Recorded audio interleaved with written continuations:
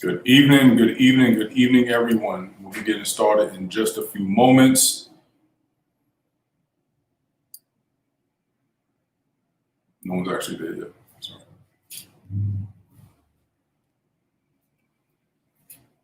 Good evening, everyone. We'll be getting started in just a few moments.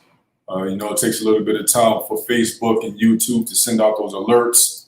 So as soon as folks get signed on, we'll be getting started. We have a great program in front of you today. We have the phenomenal entrepreneur extraordinaire, Koereyelle DuBose, who will be presenting today. So stay tuned. For those of you who are familiar with this program, you know the procedure. Go into the comments, leave a comment, drop your location, share it on Instagram, Twitter, Facebook. Tell the world you are here. Let's get the world here today to share in today's program.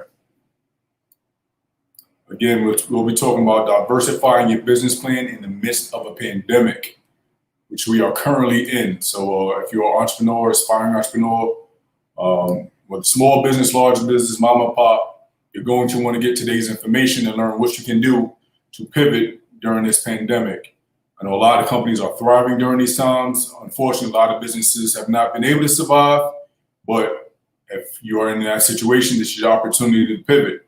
There are a number of ways for you to leverage the circumstances. There are a number of tools out there to help you kind of operate more efficiently, more swiftly, and we'll get in all of that today. So again, leave a comment, tell your friends you are here. We'll be getting started in just a few moments. Hey, Summer, we just added you to the program. Hello. We are currently live, but we'll be getting started in just a few moments as the audience is about to take their seats, so to speak. We'll be getting started in just a few moments. Perfect. Again, if you are watching, feel free to leave a comment. You'll have the opportunity to ask questions later in the show. Hello, Rashida Mitchell. Thanks for joining us. Hello, Joseline. Longtime YP member. Good to see you in the program. I know you'll be taking notes. Joseline always takes notes for these programs and send it to me after the fact, so I greatly appreciate you for that. Again, leave a comment, share your location, let folks know you are at the event and you're attending. We want to get as many people to the program as possible, so please let's share this good work that we have to share. Again, we got a great program ahead of us. We have entrepreneur extraordinaire, marketing expert, all-around great person, Koereyelle DuBose, leading today's program, Diversifying Your Business Plans in the Midst of a Pandemic. Spoke to Koereyelle just a few minutes ago, and she is uber excited to share her wealth of knowledge. She spent quite a bit of time kind of collecting this wealth of information, so to serve you a great deal to pay attention, take notes, and see how your business can pivot during this pandemic that we're experiencing right now. So again, leave a comment, share your location. We'll get started in less than a minute. We'll get started. Again, this program is the Business Sense Bootcamp sponsored by Comerica Bank. Comerica is an advocate for small businesses and has been a huge sponsor and a supporter of the Greater Phoenix Urban League, as well as the Greater Phoenix Urban League Young Professionals. So we thank Comerica greatly for their continued support of our activities, their support of entrepreneurs, their support of small businesses. So we're just really excited that we're able to put this all together and kind of present this content to you. So we'll get started in less than a minute. We have a few folks joining. I know we were expecting a few people that I haven't seen sign on yet, so we'll give them just a few more moments, and then we'll go ahead and get started. Again, we have Koereyelle DuBose leading today's program, the Business Sense Bootcamp sponsored by Comerica Bank, and presented you in conjunction with the Greater Phoenix Urban League, Greater Phoenix Urban League Young Professionals.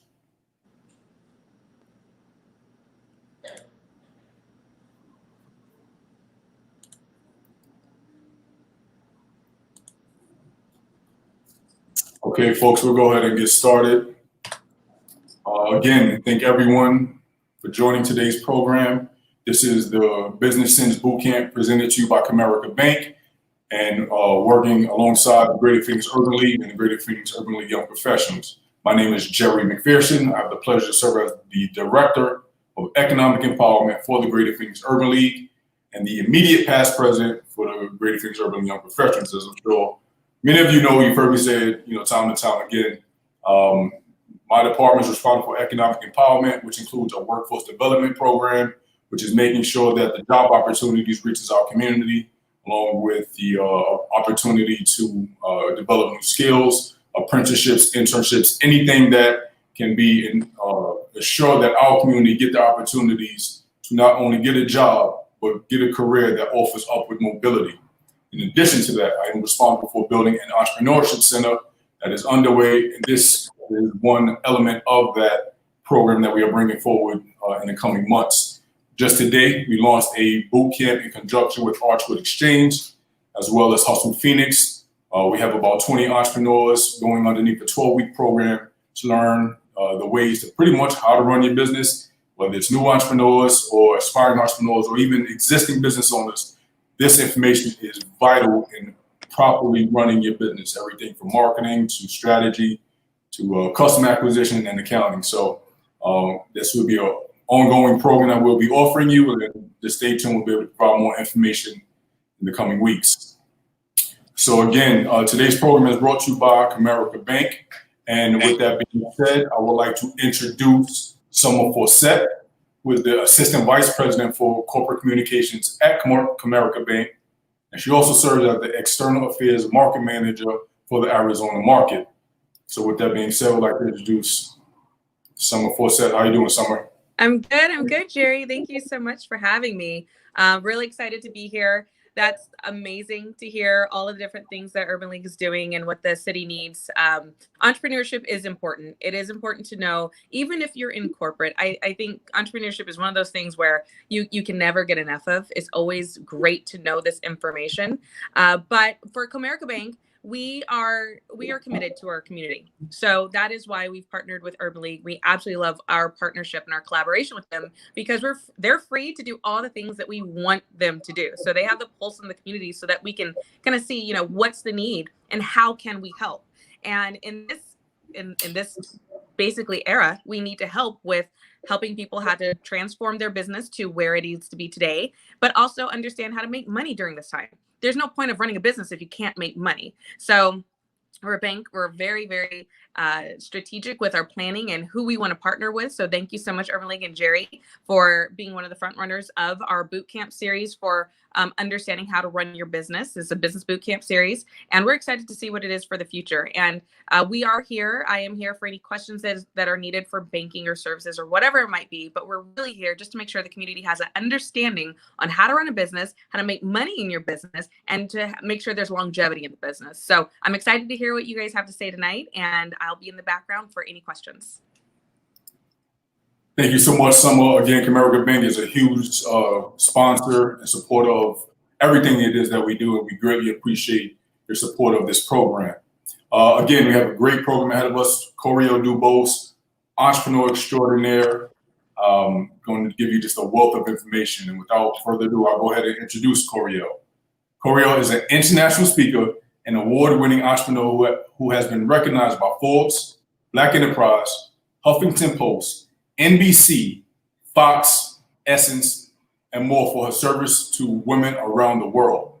In 2019, Ko retired from empowerment to focus on teaching women how to get paid.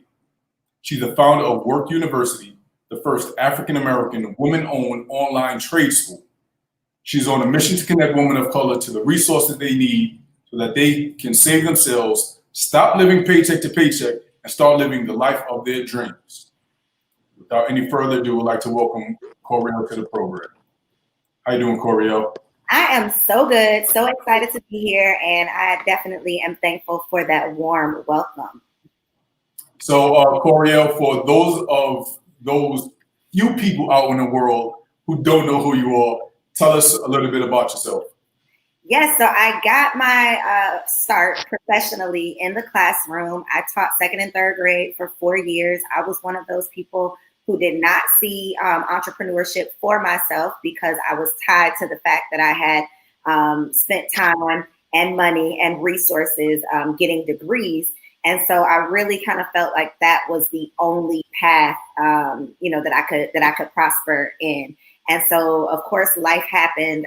Unforeseen circumstances came along that kind of shifted my focus and shifted my goals for myself, and not just shifted my goals, but shifted my perspective on what I was capable of doing. And so I became an entrepreneur in 2011. We're going to be talking a lot about pivoting tonight, and that is one thing that I am definitely very familiar with. So I am excited anytime I have the opportunity to share my story, share my success secrets, or share any strategies that I may have with other entrepreneurs. So I'm excited to be here. I have built a number of businesses. I've started a number of brands, and hopefully my experience tonight will help someone on their journey as well. Right, and I can speak firsthand. I've known Koereyelle for roughly 10 years, so I guess I was out around during the beginning of your entrepreneurship journey, and I can firsthand, provide testimony to the work that you put forth. Just your ingenuity, your creativity, and personally, I tell you all the time, I'm really proud of your progress and your growth. Maybe I don't tell you that enough, so if I haven't, here it is. I'm truly proud of your growth and development, and I'm really excited that I can help share this platform with the world. So today's topic is diversing your business plans in the midst of a pandemic. We have COVID-19 running rampant. Businesses have shut down. Folks are just uncertain of the severity of the virus and how long it will last and impact our economy. So if you could just tell a little bit about why today's program is so important to those business owners, but particularly Black business owners, and your subset of that is women-owned businesses. Absolutely. So we've all been impacted by this pandemic in one way or another, whether you are an entrepreneur or a full-time employee. All of us have experienced some type of impact that we just were not expecting at the start of the year. And as I said, and as I'm going to continue to say tonight, the pivot is kind of just part of it. This particular pivot caught us all off guard, and it's one that, again, we all have, kind of experienced. It's nothing personal. You can't take it personal because we're all kind of going through the same things, even if it's affecting us in different ways. I'm sure we are all aware of the statistics about the number of, Black-owned businesses that have shut down since the pandemic started. I definitely know, here in Atlanta, a number of Black businesses shut down at the start of the pandemic, and unfortunately, they never opened their doors again. And so, if I can do anything to assist business owners to increase their longevity or just create a plan so that they can successfully pivot, then I definitely want to be able to do that. And so being able to diversify your plans, I think, is so important. I wish we could have had this conversation at the start of the year before all of this happened, but better late than never. So I think it's a very important topic, regardless of the stage you're in as an entrepreneur. But definitely if you are, a seasoned CEO and you've been caught off guard, typically when you have been in business for a number of years, you are accustomed to doing things a certain way. And so this year, none of us have been able to do things the way that we anticipated. So I think it's a very important conversation, and I am just thankful to be able to lead it. Right. So we'll go ahead and get started. Just again, some housekeeping tips for those in the audience. Feel free to leave a comment, or if you have any questions, feel free to drop it in the chat. You have an opportunity for a Q&A later in the program, whether it's for Koereyelle or Summer. You have an opportunity to ask those questions. I would encourage you later in the program, we'll give you a couple of prompts so you can get the questions in there. If you kind of drop it later, it's more likely to get asked versus get lost in the comments. But go ahead and leave it. We got someone watching that. If you have any questions, you're afraid you forget it, go ahead and leave it in the comments. We'll be sure to give everyone the appropriate attention that they need, and we'll be sure to share Koereyelle's contact information following this program, so that if you need to connect with her and kind of need a little bit more information that she shared, then you'll have the opportunity to do so. So with that being said, Koereyelle, I will yield the floor to you and take it away. All right, so let's get started. Again, this is the Business Sense Bootcamp. I am Koereyelle DuBose, and our topic for tonight is diversifying your business plans in the midst of a pandemic. It is my goal to be a source of not just inspiration, but information and creativity, hopefully, regardless of the stage that you're in within your business, whether you are an aspiring entrepreneur, a beginning business owner, or a seasoned CEO. It is my goal to share something tonight that speaks to you that you're able to take back and implement within your business. So we can go on to the next slide. I definitely like to start by talking about or identifying the problem, but I will never talk about back one. Back one more, Jerry. Bear with me. Okay. All right. So I like to start by identifying the problem, but I will never, just identify a problem and leave you hanging without also providing a solution. So as we mentioned, this topic of diversifying your plans is more important now than ever because we are in the midst of a global pandemic. When this started back in March, I'm sure that none of us thought that we would be going into September still dealing with this. And because we are still dealing with it, and because it is just clear that regardless of the plans we have, we can't control what's going on. And so because that is the case, I think that this is a time for all of us to learn this very important lesson that you can have all the plans in the world, but a pandemic can come, can come through, and then we all have to kind of be able to pivot. So one thing that I have learned over the last 9 years as an entrepreneur is that your path to success often requires a pivot.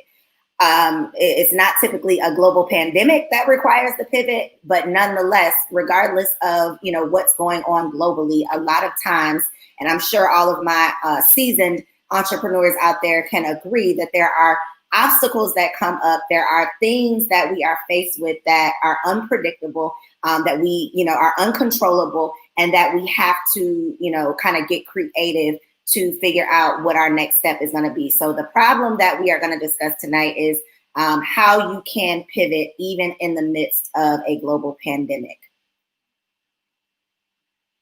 So let's talk about the solution. I believe that the solution in this case and in any case that, comes up within your journey of entrepreneurship, within your personal life, you have to make a conscious choice to turn your obstacles into opportunities. I am very big on mindset. Again, whether we're talking about your personal goals or your professional goals, if you don't first believe that you can truly achieve the things that you are going after, then you've already defeated yourself. And so several times over the last 9 years, I've been faced with circumstances that were not ideal. And I really had to figure out, how can I get creative? I truly believe that we are challenged so that we can build our creativity. And again, this is not a unique challenge. We are all suffering in some way because of this pandemic. And so it really is up to you to figure out how you can use this obstacle and create an opportunity. We know the statistics around the number of businesses that are failing right now, but guess what? There are several businesses that are thriving. Okay. I mean, I feel like I hear every day a new astronomical number that Jeff Bezos has increased his income by. He's not the only one. There are plenty of business owners that pivoted quickly and have been very profitable throughout this pandemic. And so I believe that if you have the mindset that you're never going to quit, that you are not going to let this be an excuse, but you're going to continue and consistently execute, then you will be able to survive anything, global pandemic or not. So let's go ahead to the next slide. All right, so pre-pandemic, things looked a little bit different. We were able to take control of our outcomes somewhat. Again, regardless of whether we're talking about a pandemic or not, there are some things that we just can't control. Most successful entrepreneurs, like myself, we are control freaks. We want to be able to, decide the outcome for everything. We want to be able to plan in advance. So for people who had their 2020 vision, right? At the beginning of the year, we were all talking about this 2020 vision that we had. I am sure that this was not a part of anyone's 2020 vision. I had, extensive plans for what I wanted 2020 to look like Pre-pandemic, I have never experienced anything like this. You know, I've talked to my parents about their entire 60 plus years living, and they've never experienced anything like this. So there's literally nothing that we could have done to be able to predict that this was going to happen. So pre-pandemic, we thought we were in control of our outcomes. We thought that we had the ability to develop long-term plans. We thought that we had the ability to create long-term profit projections. One of my businesses that I own is a travel agency, and I'm going to mention that business probably several times tonight because that is definitely one business that was greatly impacted. Again, I cannot control these circumstances. I've had people who had, travel plans since 2019 that had to, take a back seat because of everything that's going on. The money that I had tied to those plans, that was pre-projected. Like I thought that money was as good as in my bank account. However, that obviously was not the case. But pre-pandemic, we were able to at least think that we had these long-term profit projections. And a lot of us were making business decisions and business plans based on the projections that we thought, our business was going to bring in. Pre-pandemic, we also had the ability to create local partnerships. A lot of the businesses that I mentioned that have not opened their doors, those are brick and mortar businesses. Those are businesses that depended on large staff.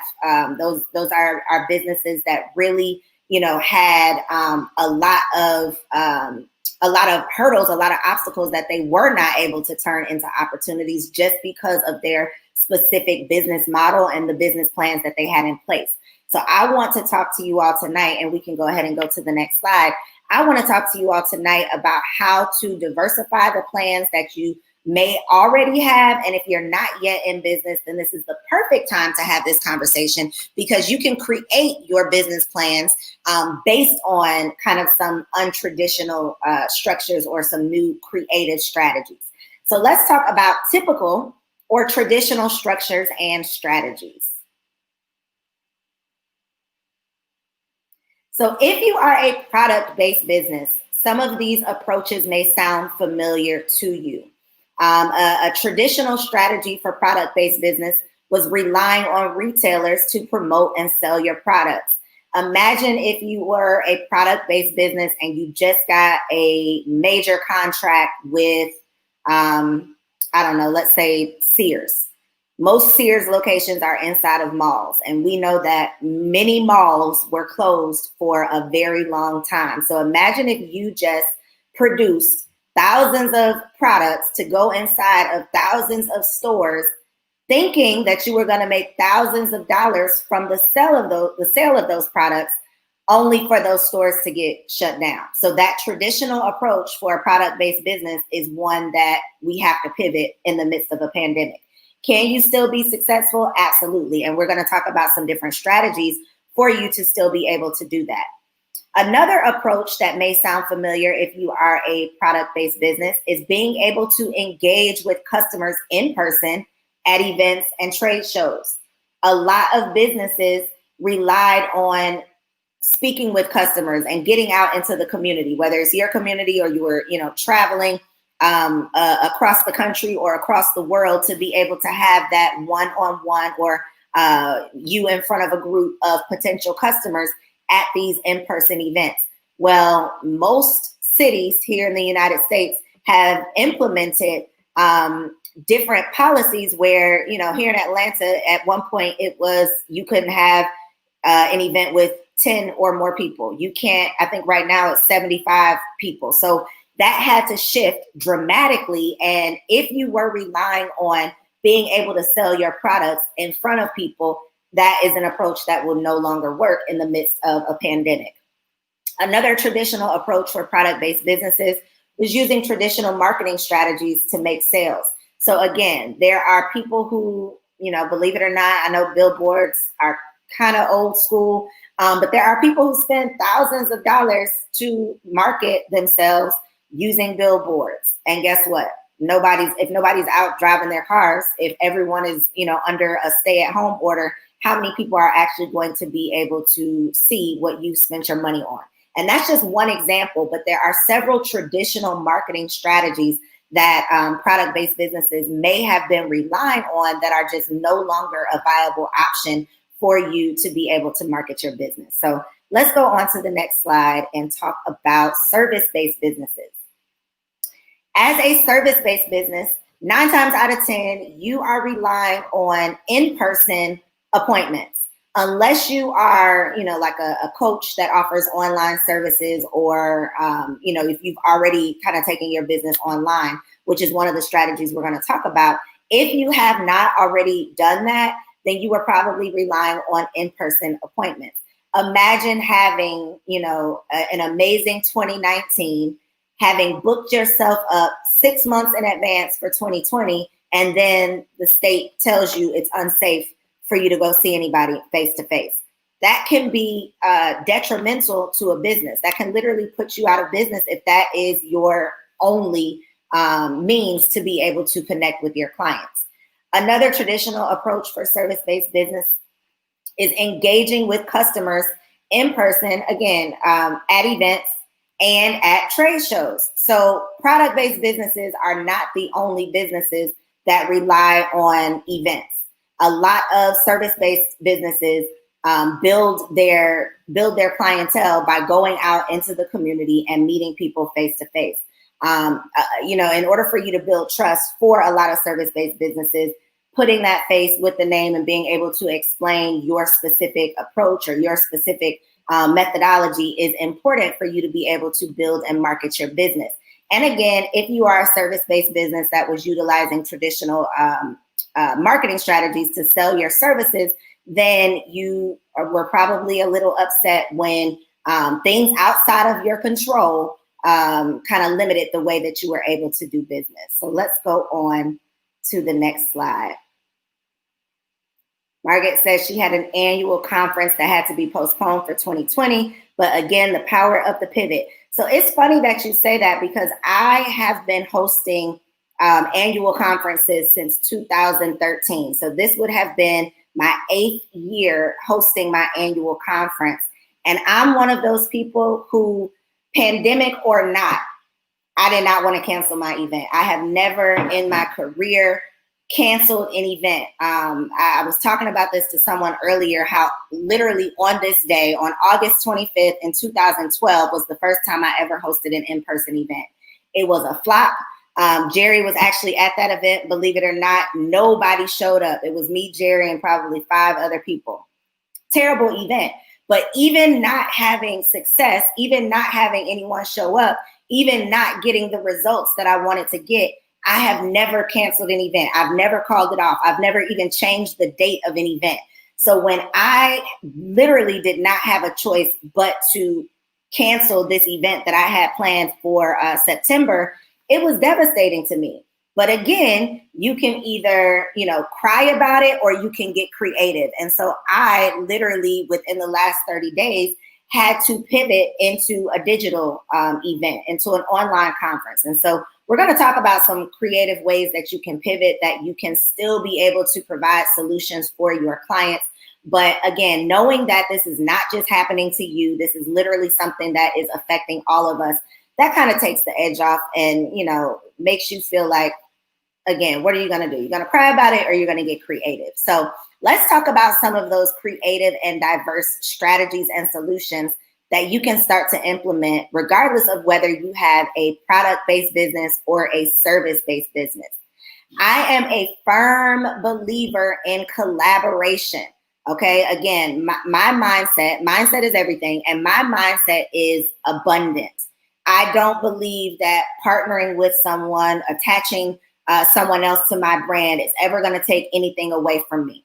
Okay, I don't believe that, and never have. And so collaborative projects has been one of my strategies that has really helped me to elevate my business and really get the word out about my brand, because it's a way to leverage the audiences of other people. So a quick example, over the last 2 weeks, I was a part of a collaborative project where myself and 10 other women entrepreneurs, we put together a resource bundle where each of us, contributed one resource to this digital bundle. And so because we were not relying on just my audience, which I have a pretty decent sized audience myself, I have almost 120,000 followers. I hate saying the word followers, but I have my audience is about 120,000, and that's good. But if I can partner with 10 other women who have at least 10, 15, 25,000 followers themselves, then now I'm able to amplify, yes, Adrienne, the bundle bestie, now I'm able to amplify my message.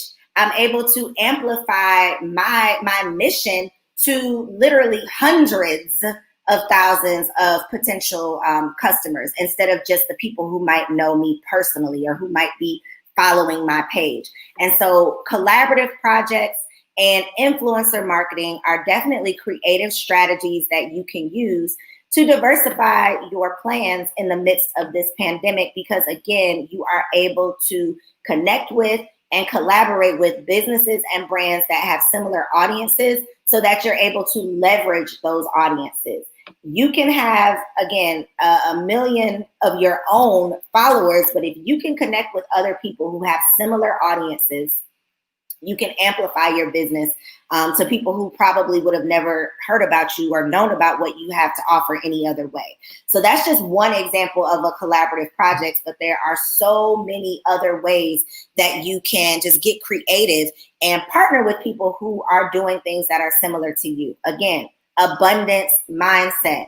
Some of the women who I collaborate with do similar things to me, but I'm not ever afraid or intimidated that someone else is going to take someone out of my audience, or someone else is going to take something that was supposed to be mine.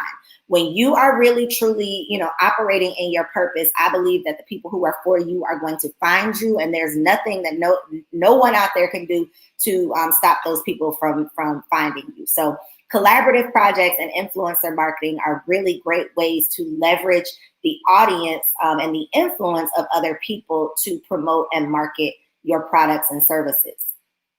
Digital products are another really great way. I believe that every entrepreneur, every business owner should have a digital product suite. Info products are literally game changers, okay? When I started my first business, or it wasn't my first business, it was my first successful business back in 2012, I didn't know anything about digital products. There weren't a lot of courses and ebooks and digital downloads and things that we have now in 2020. And so I was working hard and not smart because I was strictly focused on physical products. And so being able to profit from digital products with half of the effort, half of the work that it takes to be able to manufacture or fulfill orders for a physical product, it blew my mind. And so I'm all about working smarter and not harder. I never want to share with you all information that did not work for me or strategies that, drove me crazy. So I want to be able to share with you all my lessons learned. And one of those lessons was that you can definitely save yourself time, save yourself stress by focusing on some digital products and digital offers versus only feeling like you have to create physical products. The time that you spend printing off those shipping labels, the time that you spend running to the post office every single day, you can literally make the same amount of money, if not more, selling digital information products. Digital products are a way for you to package your expertise into a downloadable ebook, a downloadable video course, a downloadable audio. You can really get creative with the way that you share your information. And one of the things that I love just reminding people is that we could all literally get together in one room and sit down at a boardroom table and go around the table, and every single person sitting at that table would have access in their head already to some type of information that someone at that table is willing to pay for, regardless of whether you have never owned a business before, you have worked a job, I'm pretty sure. And so the information that you learned on that job, the experience that you gained at that job, the experience that you gained, in your life, if you ended up in unfortunate circumstances and you were the caretaker for a family member, there's something that you learned through that experience that someone else going through something similar would be willing to pay you for. So one of the things that, I think is super important is for you to be able to assess your skills. I think a lot of people, hop on social media and they start to feel like if I don't have exactly what this person has, that I can't be successful. But again, we can all sit down at the table and each of us has something of value to share. And so one of the ways that you are able to share that is through digital products. And they're very low cost for you to develop. They do not take much time for you to be able to develop and start profiting from them. Again, it's just all about getting the information out of your head and onto the internet. Online events, I talked a little bit about this just a moment ago. I had to pivot quickly because I had a sold out event. Okay, I don't even want to tell you the dollar amount of refunds. I mean, I had tears in my eyes refunding the tickets to this event because this event was sold out back in March. Okay, my event had been sold out since March. I had to make the uncomfortable decision in July, to turn that in-person conference into a digital event. Now, the beautiful part about it is the online events take much less effort and much less of an investment. And so although I had to, refund tens of thousands of dollars, I'm going to be able to profit from this digital event and I'm not going to have to put out as much money. And so online events are becoming very popular. I'm sure you have seen someone promoting an online summit, an online conference of some sort. It's a pretty simple way to reach potential clients globally, again, by positioning yourself as an expert. It can be a free online event. Believe it or not, you can monetize free offers if you are creative and strategic in the way that you do it. So just knowing how to kind of set up your customer funnels can definitely be beneficial. But again, it's all about positioning yourself as an expert. And before you can, convince someone that you are the expert, you have to definitely take an assessment of your skills, take an assessment of your experience, and really figure out what are those topics that you can teach about. There's something that you know about with little to no effort. And those are the things that you should focus on if you do decide to develop an online event or speak at someone else's online event or create a digital product. E-commerce stores are another one of my favorite kind of creative ways to develop streams of income. Again, I started out doing physical products back in 2012, where I was ordering hundreds of t-shirts, trying to maintain the inventory for those t-shirts. I was every single department. I was designing the t-shirts. I was going to get the t-shirts printed. I was fulfilling the orders. I was doing it all. Realizing how simple drop shipping was one of the best things that was like the game changer for me. And so I have e-commerce store here, but what I really want to suggest for you to at least look into is drop shipping. So drop shipping, for those of you who are not familiar with the concept, it's basically you positioning yourself as the middleman. Okay, so you set up an online marketplace, you create or upload the product information, the product images, and you connect your online marketplace to a third-party fulfillment center. So I log onto your website. I see this swimsuit that I want to buy. I buy the swimsuit from your online marketplace, but you are not responsible for having that swimsuit in your basement or in your closet or having that swimsuit in your inventory. Instead, your store is set up to automatically send a message or an alert to a third-party fulfillment center who has that swimsuit in their inventory. And then that third-party fulfillment center mails me, your customer, the swimsuit that I ordered. All you are responsible for is setting up the store, marketing the store, and providing customer service. So again, we're all about working smarter and not harder. In 2020, I set up my latest drop shipping store in June, It literally took me probably 2 hours to set it up. And I was able to start marketing it and start profiting from that 2 hours of work within a week. Okay. Probably the next day I had my first order. But again, your responsibility with drop shipping is to create the online marketplace and market that store. So e-commerce stores allow you to, again, take advantage of drop shipping and other online solutions to sell products that align with your customer needs. If you are interested in drop shipping and you do plan on doing a little bit of research, I also want to encourage you to add Shopify to your list. I highly recommend Shopify. No, they are not paying me to say that. I wish they would pay me to say it because I'm always recommending them to everyone that I can, because they literally are set up to seamlessly do a lot of things that you as an e-commerce store owner want to be able to do. And drop shipping is one of those things that you can just do easily with Shopify. And then last but not least, repurposing your content. So I told you all just a moment ago about one of the collaborative projects that I was a part of. The beauty of that collaborative project, the Bundle Bestie, is that I did not have to create any new content to be a part of this bundle. Each of the collaborators literally went into our vault. We found our best-selling course, or the course that we have released that got the best results for our clients.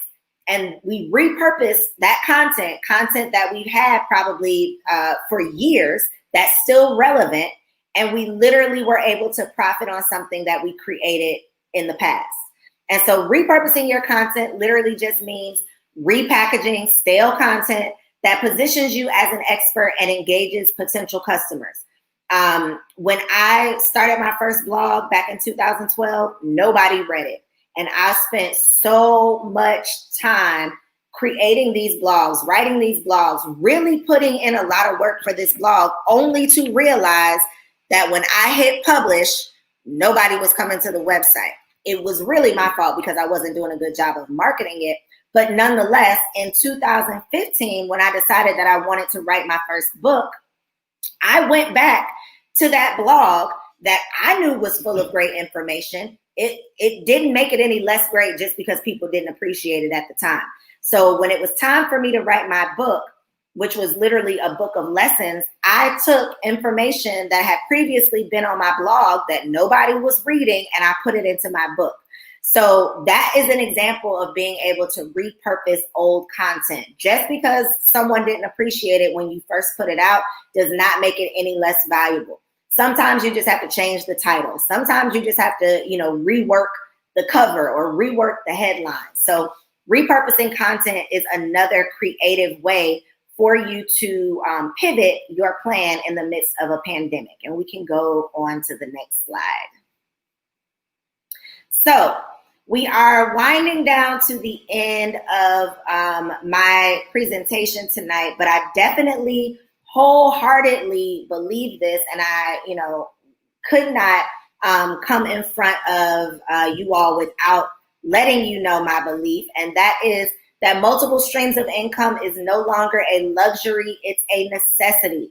And this is true whether you are a full-time employee, a part-time entrepreneur, a full-time entrepreneur, a half-time entrepreneur, regardless of where you are on your journey. I truly believe, and luckily I have kind of learned this the hard way, because if I personally did not have multiple streams of income during this pandemic, if my only stream of income was my travel agency, guess who would have been out on the street in the midst of this pandemic had I been relying on that one stream of income? So regardless of where you are within your business or just where you are personally, I truly believe that you have to focus on developing multiple streams of income. And again, hopefully tonight gave you some creative ways to be able to do that. Before I leave you though, I do want to give you a couple of questions to consider. So we can go on to the next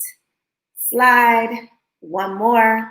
to our first question. Okay, so these are just questions that you might want to jot down, things that I just want you to think about to kind of get your wheels spinning and get your creative juices flowing for how you can potentially be able to pivot within your business. So the first question, how can you increase communication with your existing clients to nurture your relationship? One of the things for me that has been very important throughout this time, especially with my travel business, is to stay in constant communication with my clients. You cannot go missing in the midst of a pandemic. Even if you don't know what to share, even if you don't know what to talk about, keep those lines of communication open, because you want to stay at the top of their mind, even if they aren't able to take advantage of your specific products or services right now. You don't want 2021 to roll around and they've totally forgotten about you and the value that you offer. So question number one, how can you increase your communication during this time with your existing clients to further nurture your relationship? Next slide and next question. What needs do your clients have outside of the traditional products or services that you provide? So what are some things that you are able to provide to your customers that they typically aren't able to come to you for? Think about some of the creative ways that you can continue to meet the needs of your customers that are outside of the traditional things that you are providing. Next slide. What skills do you possess that you can package into a digital product or online course? For this one, I want you to think about the things that you naturally are an expert on. The things that people always come to you for help with, the things that your coworkers always want your assistance with, or they're always asking you questions around this specific topic. What are those things that are coming natural to you that you don't have to do, that much research? You might have to do a little bit of research, but that you don't have to do extensive research on to be able to create a digital product or an online course. The teacher in me truly believes that you have a course inside of you. There is something that someone is willing to pay you to learn from you. So what skills do you possess that you can package into a digital product or an online course? Next question. If you are a service-based business, what DIY skills can you teach your clients? One perfect example for this is beauty businesses. One of the things that I saw a lot of nail techs specifically doing during this pandemic, they obviously can't open up their salons. People were not going into, nail salons to get their nails done. So one thing that I saw some nail techs doing is creating press-on nails or creating tutorials or digital products to show you how to maintain your nails in the midst of this pandemic. A lot of people were unhappy having to go natural during this time when in relation to beauty. And so if you were a beautypreneur, there are some things that you can teach your clients to be able to do it themselves that you can still monetize. So that's one way that you can pivot as a service-based business. But just spend some time thinking about how you can create a product that allows your clients to be able to continue what you were once doing for them in person. How can you provide them with the skills or, the training needed to be able to kind of do your job for you until they can come back to you? And then last but not least, if you are a product-based business, what ancillary products can you provide to increase your sales revenue? So if you are already selling handbags, can you create wallets to go with them? If you're already selling workout clothes, can you create resistance bands to go with them? What are some complementary products that you can develop that your existing customers will need that go along with what they're already purchasing from you? What can you create so that you can increase your sales revenue?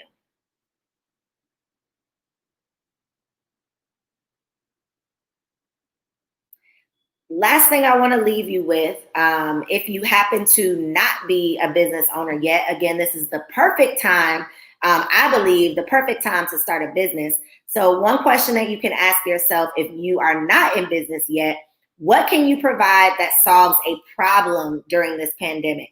I don't know how many people I saw creating masks and selling masks within their business, whether they were, already existing business owners or they started a business just creating masks. I saw people creating disinfectant kits. What can you create that solves a common problem that people are experiencing right now? Again, I am Koereyelle DuBose. You can connect with me on all social media networks at Koereyelle.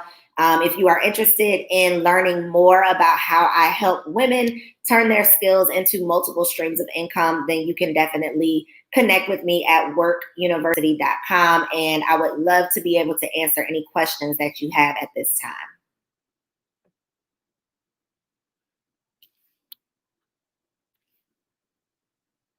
I can't hear you, Jerry. Thank you so much. Like, I can't tell you how many times I've been dealing with my microphone in recent weeks. But no, I was just telling you, I'm sure we can't see the audience, but I am certain to give you a round of applause right now for that wealth of information that you provided. I'm very appreciative of you sharing your story and your skills and your secrets, really, because, like you learned most of what you shared from trial and error. So, this gives everyone watching the opportunity to kind of skip to the headline of a bit and, don't make the mistakes that you've experienced and, kind of learn from someone else's mistakes and lessons. So thank you for sharing that. We do have some time for some Q&A. We'll start with Jennifer Janier. What stages of your marketing funnel have you had to shift, if any?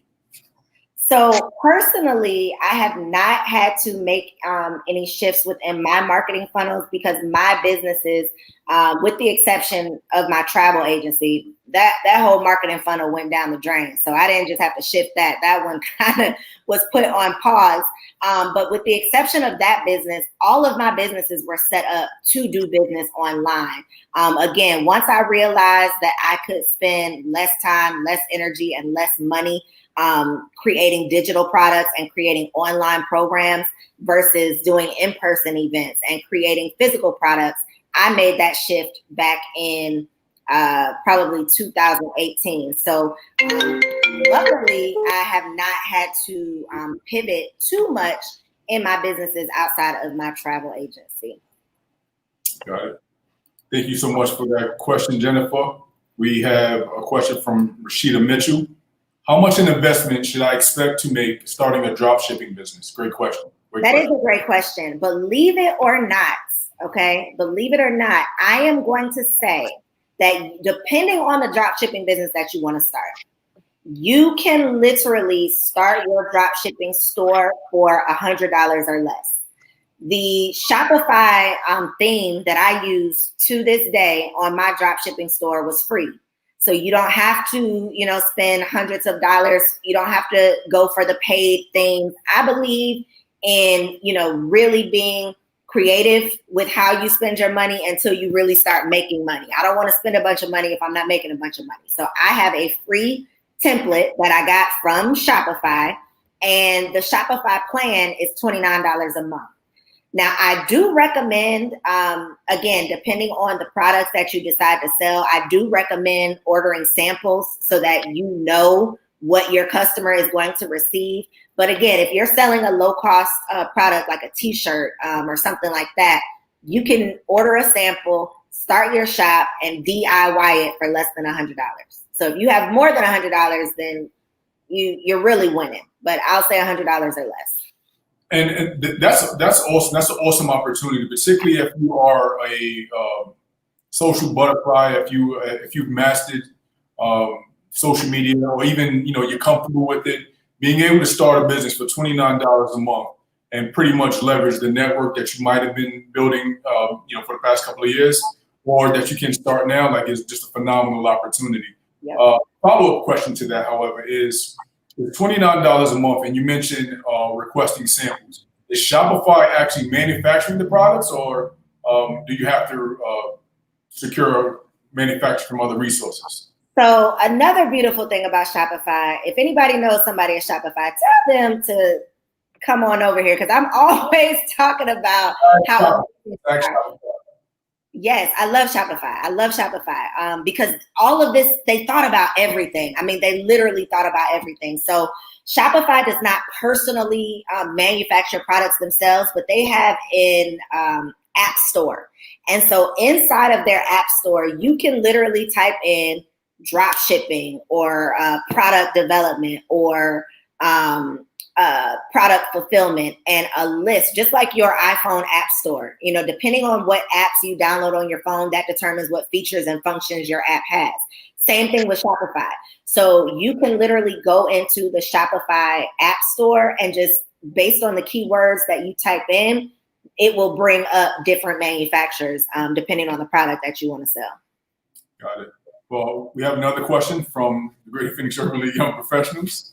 You shared a bit about your early lessons along your entrepreneurial path. So what lessons did you learn from your early entrepreneurial pivots that helped you during this pandemic? The biggest lesson that I learned is that every quote unquote failure moves you forward as long as you don't quit. So I mentioned, you know, my very first event, literally 8 years ago today, August 25th, 2012, that was, in my opinion, and at the time, a failure. However, it really taught me that, you know, you can, as they say, you can cry about it or you can boss up. You know, you can, and I did cry. I did spend a lot of time crying because I was very sad about the results of that event.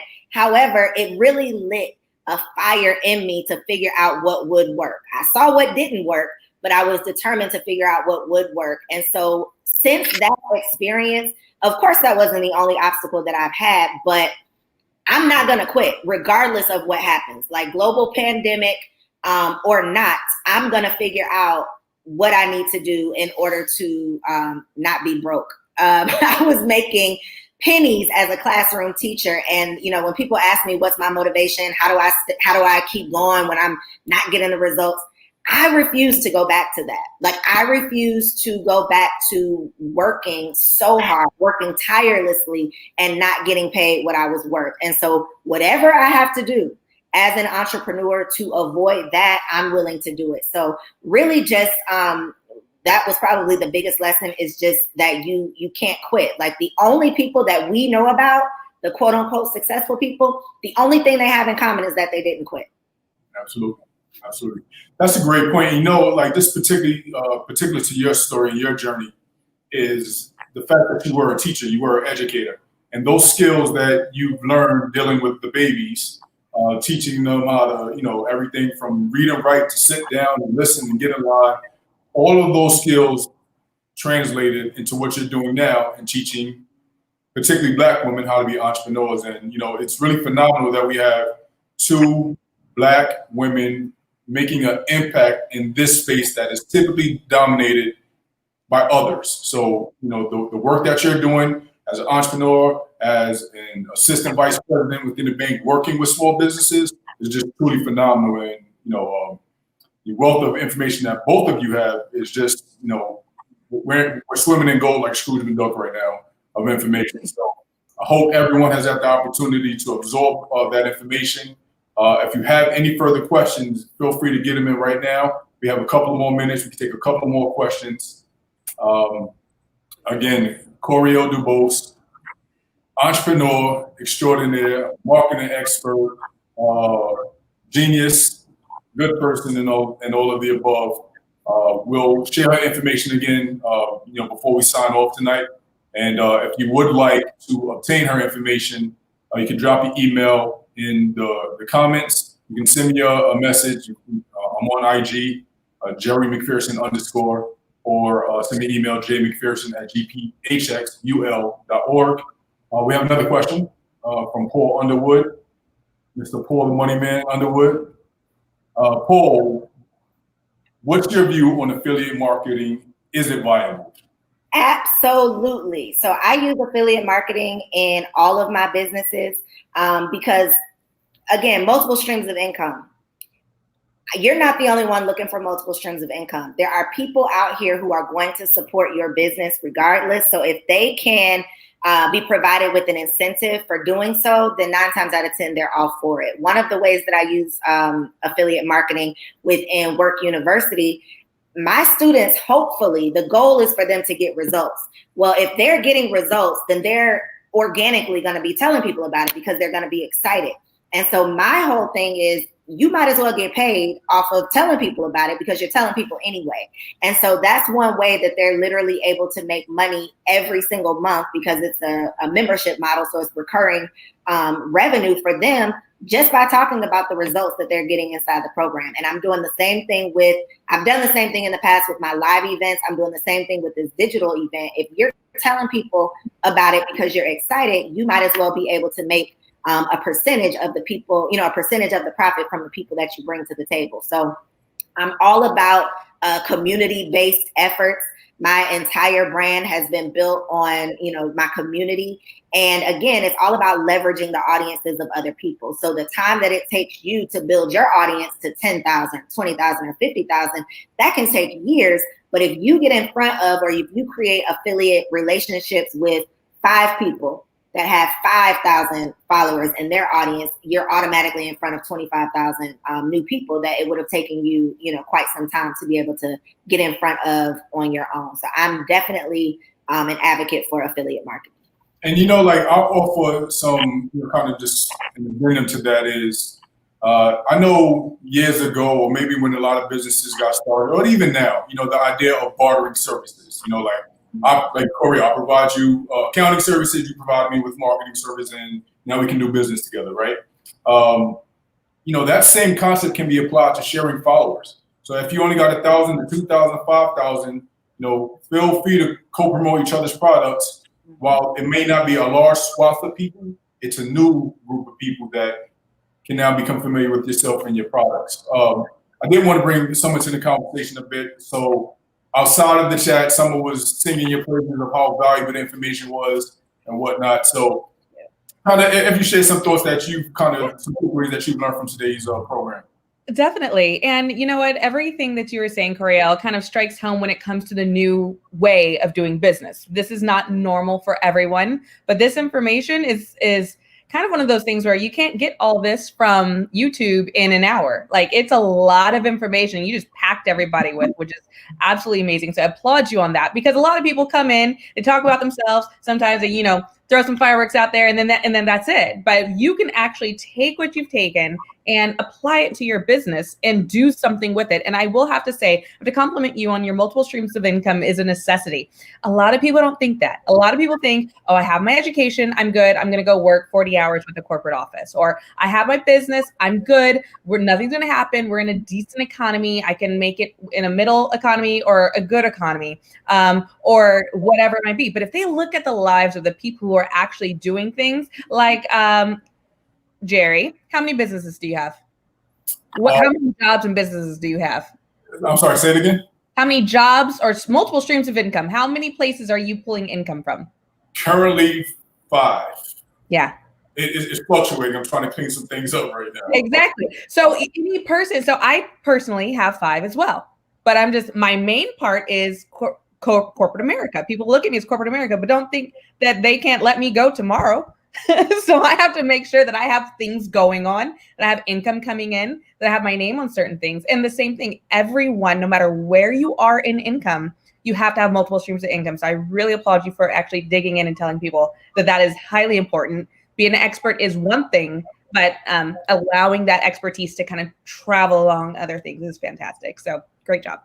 And that point is really important because, we are, whether you're corporate America, nonprofit space, entrepreneurship, no one would have known this would have had this kind of impact. It's like really mind blowing, which, I don't want to get into the politics of it, which is part of the reason why a lot of people find it, challenging to accept what is being told of us, because it's just so ridiculous. It's so far-fetched, nearly impossible if we would have told it this 6 months ago. So the best time to start a business, or as the phrase goes, is 10 years ago. The second best time is today. So, and not necessarily start a business, but figure out those other streams of income. Mm-hmm.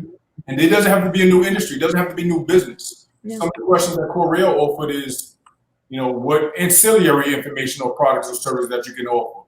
Like, you have to start asking yourself these questions now, because next catastrophe is too late, whether it's losing a job or the next virus to come around or political unrest and natural disaster. You just have to start thinking about these things today if you truly want it to be beneficial when you need it most. We have another question coming in from the president of the Greater Phoenix Urban League Young Professionals, Ms. Ashley Atkins. As a person looking to get into entrepreneurship full time, outside of knowing what you want to do, what is your advice to get out of corporate America? What are some of your first steps? Great question, Ashley. Okay, I'm assuming you're asking me. Corporate America, I'll speak, and then definitely, Koereyelle, you can lead us home on that one. Don't stop corporate. Corporate is your currency. No one's going to know who you are half the time unless you have that corporate backing behind you, if it coincides with what you do. But always keep that income if you can. Now, there's a point where you keep it going, because my brother, I don't know if anybody knows who he is, but he was in corporate America for a long time. I think it was like 15, 20 years, something like that. But he started his business while in corporate America for 3 years. He didn't leave until he was comfortable enough to make sure he can make that change. And that wasn't his only form of business. So corporate America is an amazing platform to boost you to where you want to go. It's what helps pay the regular bills, and then anything extra helps get you in your investments and everything else that you want to do. So investments meaning your future. That's where your business comes in. So if you want to invest in your future, you have to do that kind of on the side. You might have to work 80 hours a week, but that's okay, because there's an end point to that. But keep what you have until you are comfortable with dropping corporate and sticking with your brand. Your brand is highly important. And sometimes you want to make sure that the view of your brand isn't fully or 50% attached to your corporate job either. So that's my point on it. Koereyelle, what do you think? And Ashley, I have never worked in corporate America. I feel left out a little bit when it comes to that. My only professional experience is as a classroom teacher. So my answer is more so jumping out of wherever you happen to be in when you just want to make that shift. And the number one thing that I would say is knowing your survival number. When I stepped away from a job that I was working post teaching, I was really scared that I was not going to be able to live the same life that I was living while I had that job. And guess what? I was right. You cannot live, a lot of times, most of the time, you cannot live that same life and have those same spending habits that you have when you have this guaranteed money coming in. Even if you're making good money in your business, look at what happened in 2020. So that good money that you were making might now have to be, in your reserves, really, truly depending on that money. And so I think that as long as you have that guaranteed paycheck, make sure that you're putting money to the side, or at least investing in something. One of the ladies that was a part of the bundle with me retired at, I think, 32 or 34, and she did it through real estate. So you don't necessarily have to start a business and replace your income with your business income. You can make some good investments with your corporate salary that gives you a cushion so that your bills are paid by this real estate property or this portfolio that you've been able to build. And then, you can kind of figure out the next steps from there if you have been planning. But I think the common denominator for what Summer and I are both sharing is that you need to have a plan and you need to be planning ahead. Do not listen to the Instagram quotes that tell you to jump out there and your wings are gonna, appear. Don't do it, because the people who are posting that are not gonna pay your bills. They're also not working. So, and I will say one thing on that. And I know, Jerry, it's important, and I handle financial education. So I see a lot of this. People have this plan, this vision, they stop one thing and come to another one, and they do their business, and then they come to me wanting a loan. If you've been in business for less than 2 years, the likelihood of you getting a loan for your business is low. If anything, it'll be less than $10,000 that you get. So if you need a loan for $50,000 and you just stopped your main stream of income, but you say your business, you might have just had a big deal for $50,000. As a bank, we can't bank on that one deal happening every single year. So if you have your plan in place, and this is one of those things where you need to make sure that you're budget is prepared, your lending is set, because they'll base it on whatever is happening right now, not what you foresee and not what happened in the past. It's all about right now. So definitely take a look at that before jumping into to the ocean. Yeah, if I can add anything to that, I've been on both sides of the decision. So I was 24, 25 years old.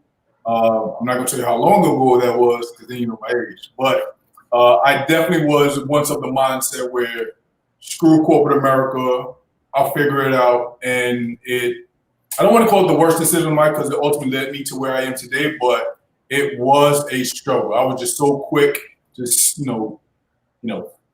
forget about corporate America. I got it on my own. I'm smarter than all of these people in the room. They're going to be here stuck forever. And I really wish I would have taken advantage of being paid to learn how to run a business.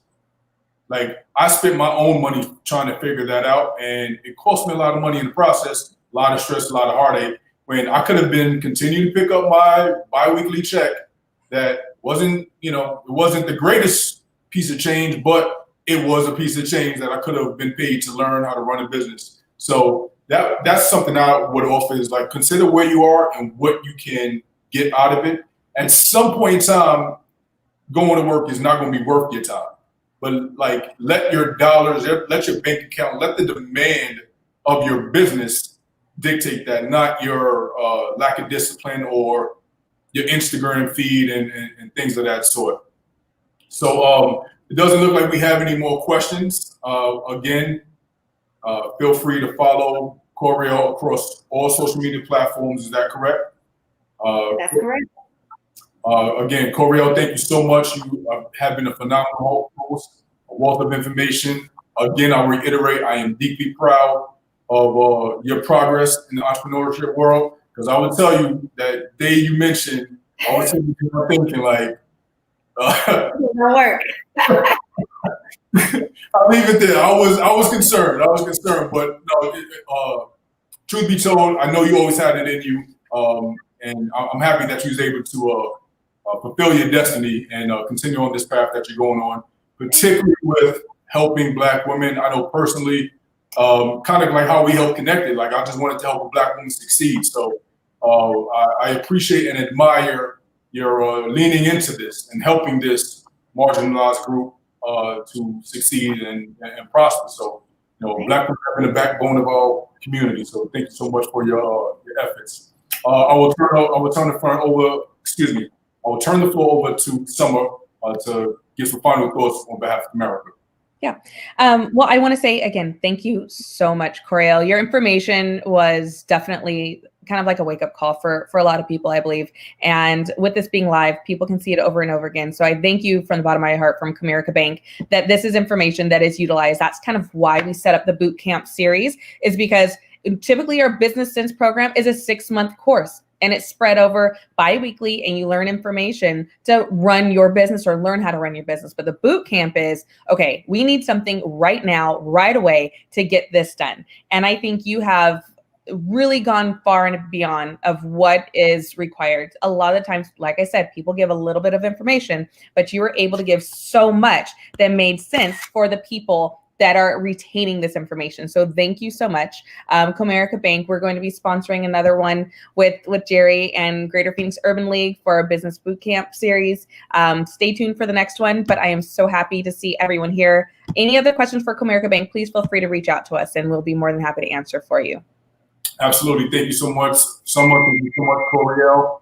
Again, if you need to reach out to either one of these phenomenal women, Summer s4set@comerica.com, and I'll drop it in the chat. You don't have to get it now. You can come back to this. I'll also drop Koereyelle's information in the chat as well, so you can reach out to either one of these phenomenal Black women doing great things in this entrepreneurship space. With that being said, thank you so much for your time. It's greatly, I'm greatly appreciative to be able to be the conduit to share this information with our community, and we look forward to talking to you again in the next installment of our Business Sense Bootcamp, presented by Greater Phoenix Urban League and the Greater Phoenix Urban League Young Professionals, and sponsored by Comerica Bank. Thank you and have a great night.